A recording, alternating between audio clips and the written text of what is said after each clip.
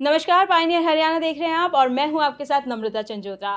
CSIR UGC net का exam अभी हाल फिलहाल में उसका रिजल्ट आया है और उसमें 17वीं रैंक हासिल करने वाली सिमरनजीत कौर माटा हमारे साथ मौजूद हैं। फरीदाबाद की ये रहने वाली हैं। इन्हीं के बारे में जानेंगे और मैं आपको बता दूं, ये जो एग्ज़ाम इन्होंने क्रैक किया है ये सिर्फ मात्र भर इनकी एजुकेशन के लिए नहीं है, आने वाले आगे और जो बच्चे हैं उनके लिए भी कैसे ये महत्वपूर्ण हो सकता है और जो सीक्रेट तैयारी रहती है वो किस प्रकार आपको करनी चाहिए। ये सारी जो ये 17वीं रैंक हासिल करने वाली इतनी प्रतिभाशाली हैं आप और आपने ये हासिल किया है, ये जो सीक्रेट टिप्स हैं वो भी आप हमारे दर्शकों को बताइए। और उससे पहले मैं आपसे ये जानना चाहूँगी कि आपने कैसे शुरुआत की अपनी और आपकी जो स्टार्टिंग की स्टडी है वहाँ से शुरू करते हैं।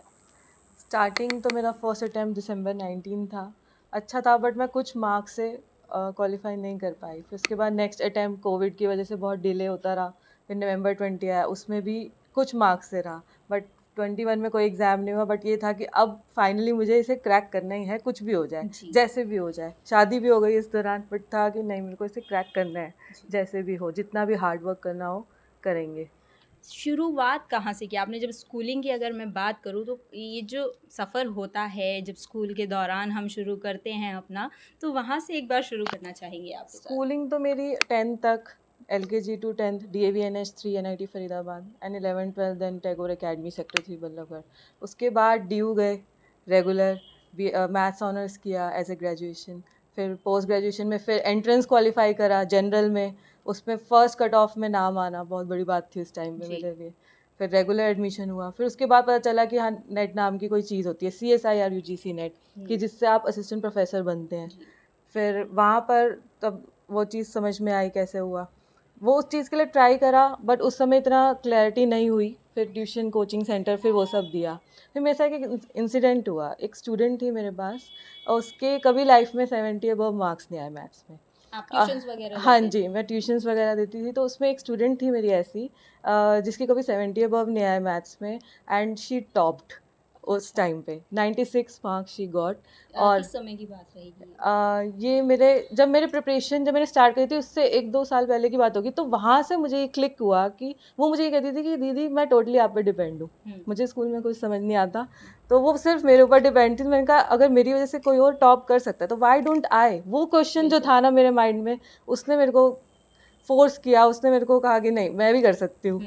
तो तब मैंने स्टार्ट किया। वो चीज़ मेरे लिए बहुत इंपॉर्टेंट थी कि किसी का ये कहना कि आपकी वजह से मैंने टॉप किया। हाँ, तो जब कोई आपकी वजह से कर सकता है तो आप मैं खुद क्यों नहीं कर सकती। तो मेरे को बस वही चीज़ था जी। तो आज ये आप मैं खुद क्यों नहीं कर सकती वो आपने प्रूव कर दिखाया कि आप कर सकती हैं और आपने 17वीं रैंक हासिल की है। कैसा फील हो रहा है? क्योंकि काफ़ी लंबा टाइम रहा, बीच में काफ़ी गैप्स भी रहे हैं, एग्ज़ाम्स नहीं हो पाए हैं। हाँ जी। तो इस टाइम के दौरान आपने कैसे अपनी सीक्रेट स्टडीज़ की हैं उसकी थोड़ी सी टिप्पणी आप तो कर चुकी हैं अपना रैंक हासिल, अब हाँ। हमारे दर्शकों के लिए जो तैयारी कर रहे हैं। बेसिकली सीक्रेट तो हार्ड वर्क ही है और उसका कोई सब्स्टिट्यूट नहीं है। हार्ड वर्क करना है तो करना है। कितने आवर्स आप स्टडी करते होंगे? Approx 8 to 10। 8 to 10। आपकी शादी भी हो चुकी है, शादी से हाँ। पहले भी आप प्रिपरेशन कर रहे थे। हाँ। तो आफ्टर मैरिज कुछ चेंजेस आता है? क्योंकि लोग कहते हैं कि बहुत बदलाव हो जाता है। जी हाँ, बदलाव आता है बट उसमें मेरे इन लॉज ने, पहले मेरी फैमिली बहुत सपोर्ट करती थी before marriage, but after marriage भी इन लॉज भी थैंक गॉड बहुत अच्छे हैं। उन्होंने पूरा सपोर्ट करा मुझे जी। इस यहाँ तक पहुँचने के लिए दोनों तरफ से पूरा सपोर्ट था। अब आगे जैसे कहा जाता है कि जब यूजीसी नेट या फिर कोई भी नेट का आप एग्ज़ाम क्वालिफाई करते हैं तो वो सिर्फ आपकी तरक्की नहीं होती है। हाँ। उसके बाद आपके ऊपर काफ़ी सारी रिस्पॉन्सिबिलिटीज़ आती हैं क्योंकि आपको बच्चों को टीच करना होता है, आने वाला जो फ्यूचर है उसको पढ़ाना होता है।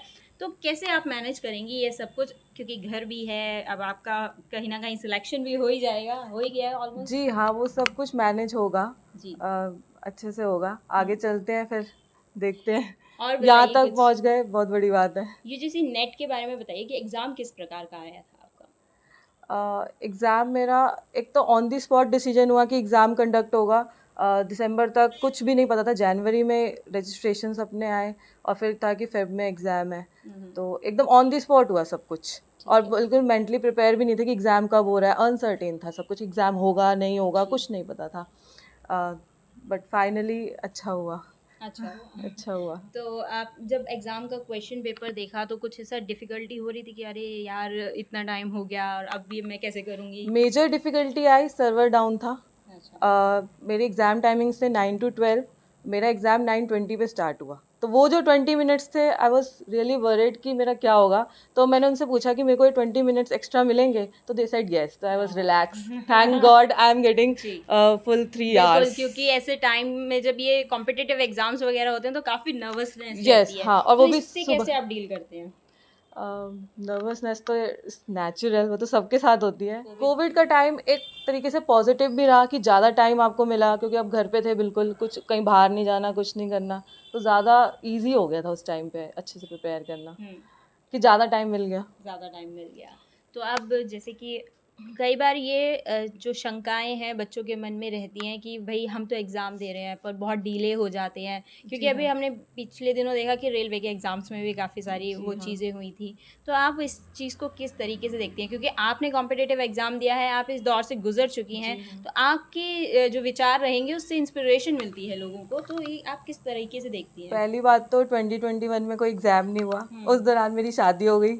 मेरे जो चेंजेस आए लाइफ में, उनके साथ मेरे को कोप अप करने में टाइम मिला, प्लस में मेरे को प्रिपरेशन का भी टाइम मिल गया, तो मेरे लिए तो ये पॉजिटिव रहा। बच्चे कई बार होप छोड़ देते हैं कि भैया बहुत टाइम हो गया, अब तो एग्ज़ाम पता नहीं कब होगा या नहीं होगा, तो तब हिम्मत नहीं हारो, बस जो आपका लक्ष्य है उसकी तरफ बढ़ते रहो, एक न एक दिन पहुंचोगे। डिले हो सकता है बट पहुंच जाएंगे। हमारे दर्शक ये जानना चाहेंगे कि आपने ये जो हासिल किया है, अब इसका जो भविष्य है वो आप कहाँ देखते हैं?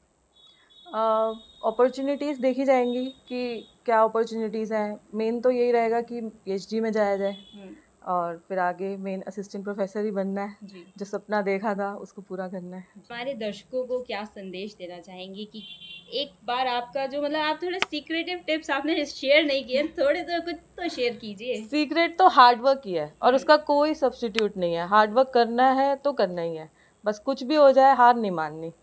जो सोचा है लक्ष्य उस तक पहुंचना ही है, चाहे जो मुश्किलें आ जाए रास्ते में, कोई बात नहीं। और इस प्रिपरेशन के दौरान मैंने MAM से कोचिंग ली थी। मेरे बलवान सर, उन्होंने बहुत हेल्प करी हमें। वो रोज़ हमें each and every day class में मोटिवेट करते थे कि हार नहीं माननी।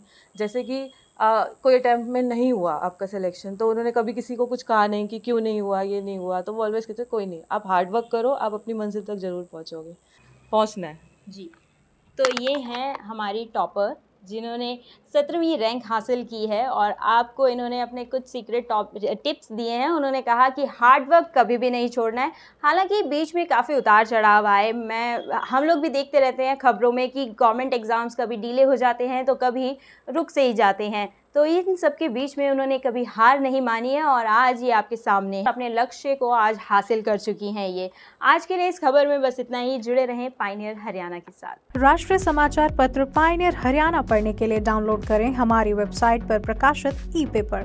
दिन भर की तमाम छोटी बड़ी खबरें देखने के लिए सब्सक्राइब करें हमारे YouTube चैनल को। वीडियो को लाइक, शेयर और कमेंट करना ना भूलें।